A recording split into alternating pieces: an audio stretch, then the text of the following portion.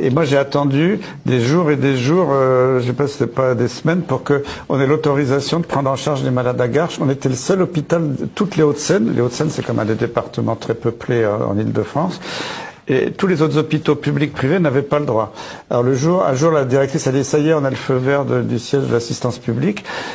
Et comme tous les malades des Hauts-de-Seine venaient sur mon hôpital, au pire du pire, on a dû avoir 40 malades le même jour. Alors c'était sympa parce que sympa, c'est triste pour les malades, ils avaient arrêté toutes les activités de chirurgie. Alors c'était sympa parce qu'il faisait beau. Tous les médecins venaient nous aider, les infirmières des autres services, en disant les pauvres en maladie infectieuse, ils vont crouler. Il y avait Ediard ou d'autres traiteurs qui nous offraient des plateaux repas excellents parce qu'à l'époque, ils bichonnaient les soignants, c'était sympa. Mais parce qu'il y a eu un moment où les soignants étaient bien vus. Et donc on a eu jusqu'à 40 malades. Après, quand il y a eu la deuxième vague, soi-disant qu'elle allait être pire que la première, on a dû avoir, je crois, au pire 14 malades. Et la troisième vague, c'était 5 malades.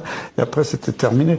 Et donc, tout ça a été organisé. Quand on avait vu qu'à Strasbourg, il y avait TF1 tous les soirs qui disait regardez, l'Alsace s'écroule, des hélicoptères qui emmenaient les malades en Allemagne, des TGV qui emmenaient les malades à Bordeaux, alors qu'il y avait tous les autres hôpitaux de Strasbourg, publics, privés, qui avaient interdiction de prendre en charge les malades, alors qu'ils avaient vidé leur service pour prendre en charge les malades, qu'ils avaient des personnels médicaux super compétents, qu'ils avaient du matériel super moderne.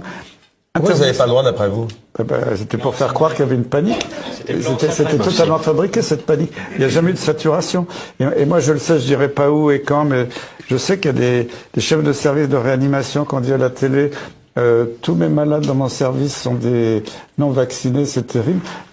Moi, je le sais, j'en ai eu la preuve, je n'ai pas pu dire, parce que c'est la personne qui a eu les preuves, c'était pas de façon tout à fait légale, mais enfin, pour ça que j'ai pas voulu la mettre dans l'embarras. Mais en fait, tous les malades dans les salles de réanimation étaient des vaccinés. Les vaccinés faisaient des formes beaucoup plus sévères et sont beaucoup plus morts que les non vaccinés. Donc voilà. Donc tout ça, c'était organisé pour faire.